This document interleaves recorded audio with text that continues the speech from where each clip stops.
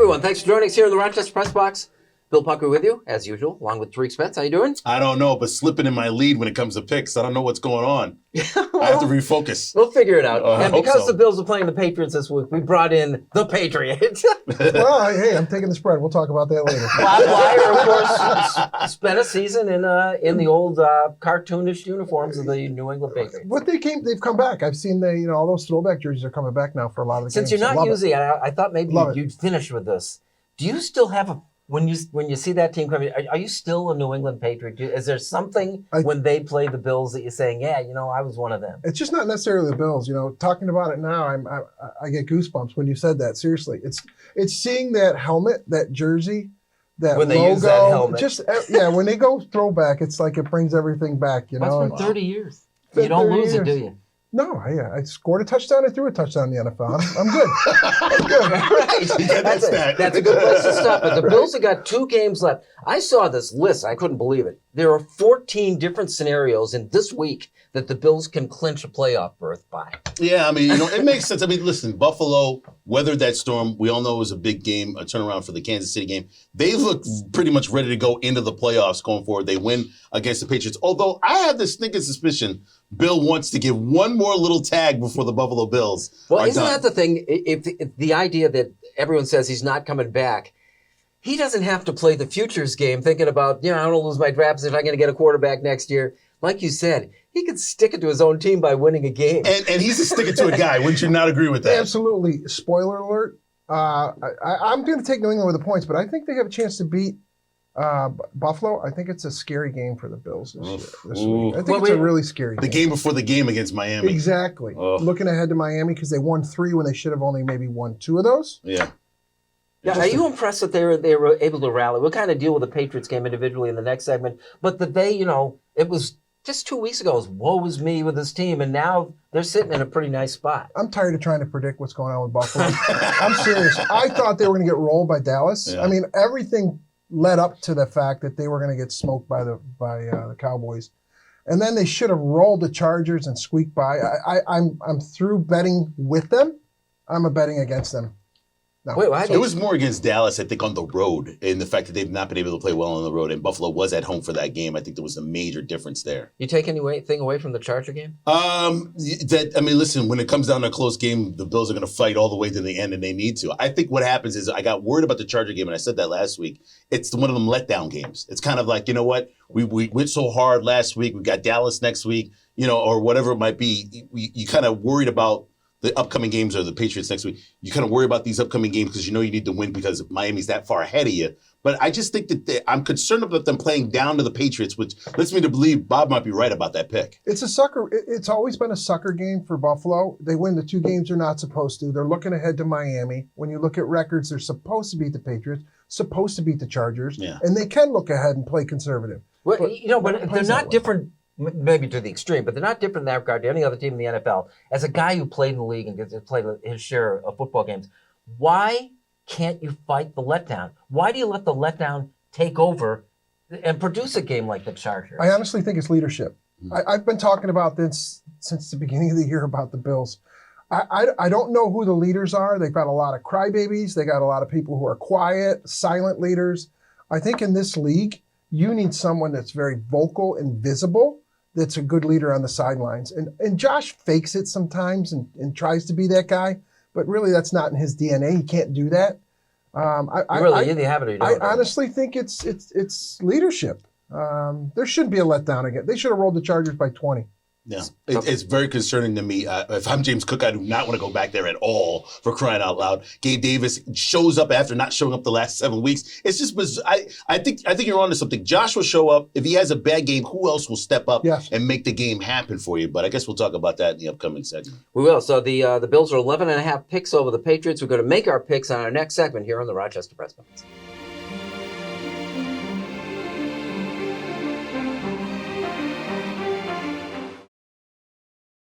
Just passing through. Life lessons from notable Rochesterians, people you may think you know. Don Alhart and Maggie Brooks, John Dady and Stacy Pension, J Mac and Soccer Sam, Fred Costello, and Jake Zembeck, along with 21 more. How they all got from there to here. It's a new book by Bill Pucko, Available for $12 postpaid only from rocksportsnow.com. Try it, and thank you.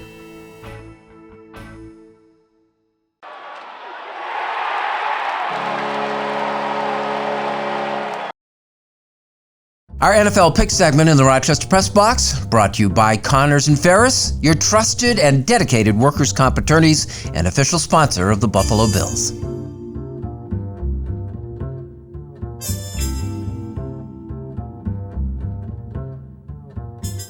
Welcome back. Thanks for joining us here on the Rochester Press Box. It's time to make our picks, brought to you by Connors and Ferris, your workers' comp attorneys. Greg Connors joining us. Greg, as far as the picks go, thank you for, you let the professionals take back over. You've gone from first to last in a few weeks. Hey, congrats, buddy. Yeah, beginner's luck has run out. It has. But I agree with Bob. I think the issue with the Buffalo Bills is that leadership. They need the guy like Tom Brady. They need the guy who, when everything is a challenge, like the Chargers, you should beat that team. You got to grab them by the scruff of the neck, and you got to get them focused. For me, the turnovers they had was all lack of focus, lack of discipline. Somebody on that team has to step up and be a leader. That is the biggest thing coming into this week against the Patriots. I don't get the connection. How is good leadership going to stop you from fumbling the ball? Focus. Detail. You can't lose your focus. When you're fumbling the ball, it's because you're not concentrating. You're not focused on what your responsibility is. People in the NFL, it's so precise. Everything is so tight. You've got to have that focus. And for 1 second, if you miss it, you fumble. You don't catch the pass. That's what the Bills need. Tom Brady brought that to the New England Patriots. Every game, every situation, and that's why they were always so good and didn't play down to their opponents. I'll throw on top of that complacency, thinking that the Chargers were done for the year and just ready to go on vacation. And then they came out, they pop you in the mouth. Remember, they're home, they're relaxed, they're ready to go. They got to impress a brand new head coach coming in, a brand new GM coming in. A lot of guys were playing for their jobs. Beating Buffalo would have definitely got some tape on them. Greg, 11.5 seems like a generous spot to me. Kick off our discussion on this week's game. Okay. I'm going with this because I can't let Duffy beat me. Oh no! The Patriots are going to lose the game, but they're not going to cover it. And so I think I'm going to pick the Patriots because they're getting 11.5 points. All right, Bobby. Yeah, I agree. We've been hearing a lot. I've watched a lot of football this year, and I bet we all have. We've been hearing a lot of how teams are playing not to lose instead of playing to win. I'm so tired of that phrase in the NFL, where you see these coaches just get really complacent with play calls. Put your foot on the freaking throat and end the game, right? So I love the Patriots plus 11.5. And I also think Denver's overrated. I truly do. So I love the Chargers. I love the Chargers this week, getting 5.5, something like that. So all right, after cool. that win last week, or that game last week. I'm on board with the Patriots. I think 11.5 is too much for a team playing defense the way they are. I will go the other way. I think the Buffalo Bills want to send Bill Belichick out with a total domination win. They're at home. It should be fun. I don't think weather's going to be that big of a factor. But either way, I think Buffalo wants to make a statement here and let Miami know we're coming down the following week to take the division. The money line on that game is like 630, which means you got to bet like $630 to make 100 to pick the Bills to win this week. I'm not doing that. It's the biggest on the board. Not me. I'm just saying to you, I think the Buffalo Bills will come out and make a New England statement. Well, Greg will make a bet. Greg, give us a second game. Treat. By the way, I hope you're right, and I'm all for that. I'll lose that game if they come out and make that statement. The second game, the Dolphins are traveling into Baltimore. Baltimore comes off a huge emotional win on the West Coast.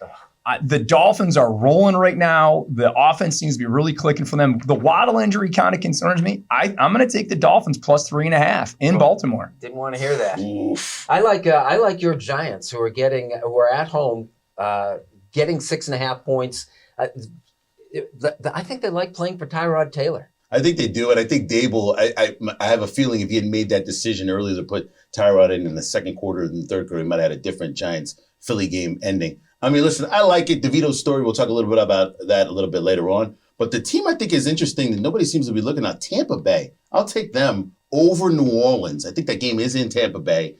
They look pretty good and sneaky scary in the NFC. Week 17, Greg. It seems like it arrived pretty quick. Wrap up our discussion on Week 17. Yeah, this is a big week in the AFC East. You know, the New England Patriots could actually come into Western New York and spoil things, but I don't think they will.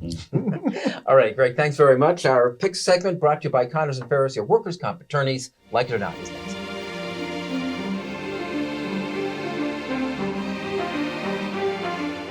Here's the Press Box Trivia question brought to you by Market View Liquor, where exceptional customer service meets an extensive selection. Jefferson Road.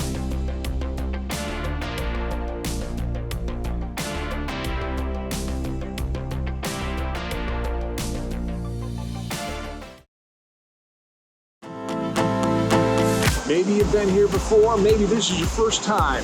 It's always a great getaway. Mike O'Brien, your getaway guy. I'll take you inside the gorge at Watkins Glen. Look for the getaway guy on Facebook.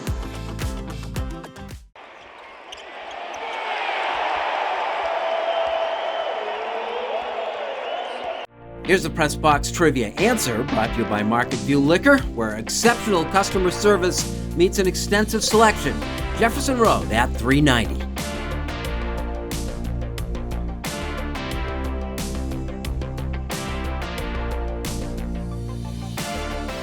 Welcome back. Thanks for joining us here in the Rochester Press Box. Like it or not, is brought to you by Sport Clips, where the MVP experience is better than ever. Sport Clips is a game changer. No appointments are needed. You can stop by a Rochester location today. Because the theory is so much fun. Off camera, you were talking about a tell you think that Oh, no. that the Bills quarterback has. Everybody's going to be watching it, just so you know. If my boys are watching this, they know what I'm talking about. I talk about it every Bills week.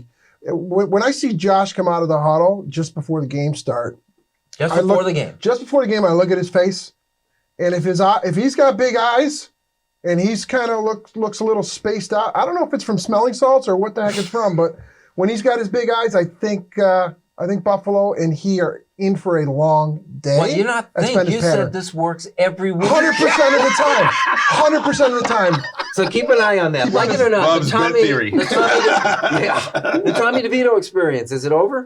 It's over, and it had its run. So let me go back from the beginning of this moment when Tommy DeVito came in the middle of the game. Everybody's kind of, let him throw the ball. Well, he didn't get all the reps, and I understand that he wasn't a number one at the time. Tyrod Taylor got hurt. Then he comes in, plays, wins a game, wins another game, wins another game, wins a couple other games. And so at this particular point, he's a New Jersey guy. You're not going to bench this guy and insult all the people from New York, New Jersey, in which they root for this guy, the hometown kid, to be the starting quarterback. So you write him out. He's giving you wins. He's performing the best he can. And then he ran across a very tough Saints team. And then, again, another tough Eagles team. And then Tyrod comes back in and performs well at the second half of that game. I think it's over, but I want Tommy DeVito on the team. I think he can be a backup. And I think in the NFL, I've said this week after week, you need quality number twos ready to play in the NFL over a 17-game playoff season. I think it was very telling that Brian Dable took him out after a bad half. Really? Does everybody else really believe in him? I mean, it was a great marketing effort. He's a great We kid. all wanted to. But I mean, we go from this Brock Purdy thing or this Tom Brady thing as the next savior. That's like 1 in 1 million, basically. Yeah, I think the problem is, being in that position. Here's actually what happened to the poor kid. Oh, you got to tell on him, too. I got to tell on him, too. I'm telling you. So he comes out, he's got nothing to lose, right? Yep. You come off the bench, it's excitement. You're in the NFL, your first game. You have nothing to lose. You're winging it. You're taking chances. You're throwing through small windows. And then, hey, guess what? I'm going to start next week. I'm still excited.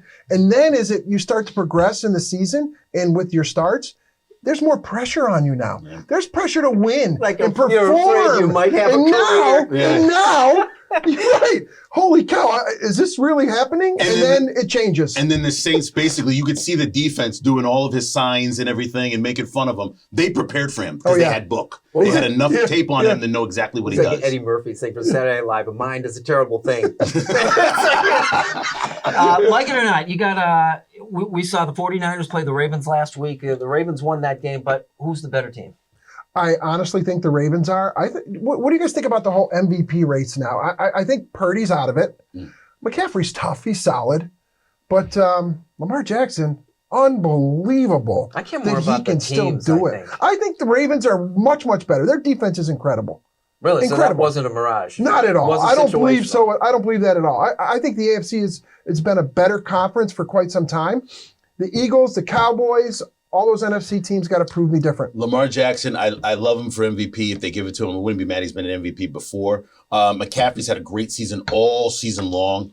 But you know what's interesting about Baltimore? Baltimore has to win a couple of games in January and February if they can get there. And I think that's the major difference between the two. 49ers have kind of been there before, close in the playoffs, but Baltimore's kind of been this potential. He had a huge contract, deservingly well, all during the offseason. I think Lamar Jackson, I don't think anybody questions his talent. I think the question is whether or not he can get it done in the playoffs. I think the Niners are still the team to beat. Like it or not, brought to you by Sport Clips. Unfinished Business is next.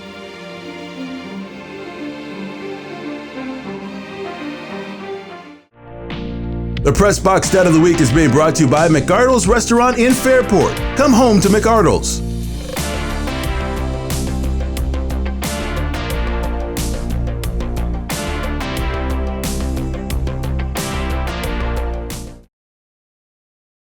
And now to Eichel. He floated one.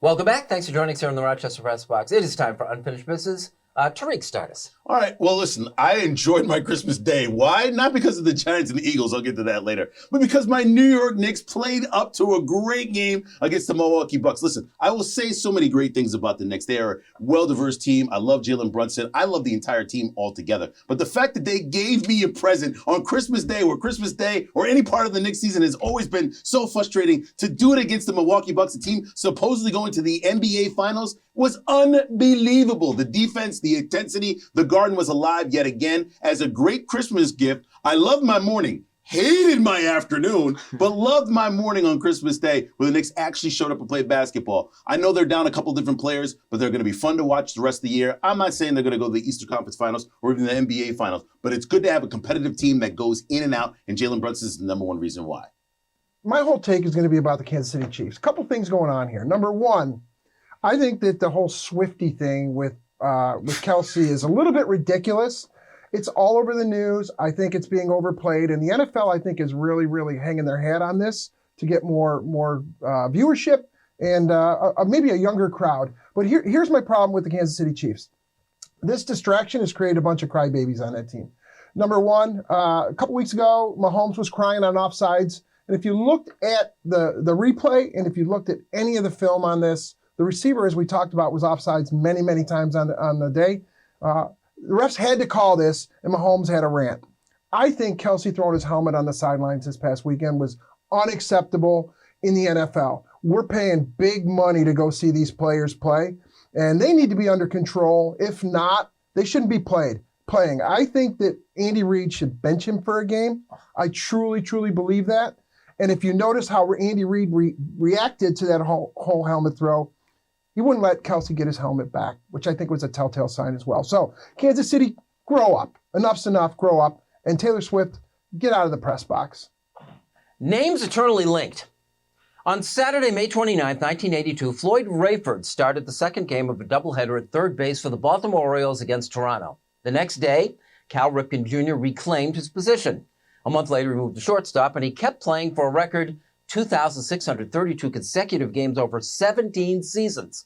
Rayford inadvertently cleared the way for Cal. In 1998, Ripken put an end to it all, telling manager Ray Miller prior to the last home game of that season, "I think the time is right."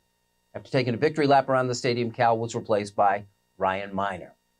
The record Ripken broke was believed to be untouchable. In fact, Lou Gehrig's monument in Yankee Stadium reads such: "Gehrig's amazing record of 2,130 consecutive games should stand for all time." Cal cleared it by 502. Gehrig's began June 2nd, 1925. Wally Pipp reported to the ballpark with a headache, and manager Miller Huggins gave him the day off. Gehrig stepped in and didn't leave the lineup for 15 years. In May of 1939, weak and suffering from the disease that would be named after him and 2 years later would kill him, at the age of 37, Gehrig benched himself. He never played again. Lou was replaced by Babe Dahlgren. Postscripts. Gehrig was fast-tracked to the Hall of Fame. 68 years later, Ripken joined him. Pipp was immortalized by being replaced, but had a pretty good 16-year Major League career. Dahlgren achieved some notoriety by being the first ball player to be drug tested, attempting to dispel a rumor that he used marijuana. Rayford wound up in a Rochester uniform and a favorite of the fans, playing 7 years here as the Sugar Bear in the 1980s. Minor, a two-sport star, was also drafted by Philadelphia in the NBA, died last week of cancer. He was 49. Of the 6 protagonists here, only Gehrig did not play for Rochester. Pip, Gehrig, and Dahlgren, Rayford, Ripken, and Minor, names eternally linked. That's our unfinished business, and that is our program. I have to say, though, can you add Steve Kerr to that list from the Warriors? Because he's done a lot of complaining Crybabies? and Not the won a couple of championships. And now, things don't seem to be right. I Yeah. wonder why. Success is hard to deal does with. that. Yeah, it is. Winning does that. I tell you, if you're used to winning and you're no longer winning, you find excuses and reasons to complain. Bob Bleier, nice to see you again. Thank you, Great to be Tariq. here, Thank man. you for joining us. We'll see Thank you you. next week with the Rochester Press Box. Happy New Year. Get in the last word. He always gets in the last word. I don't know. The last word.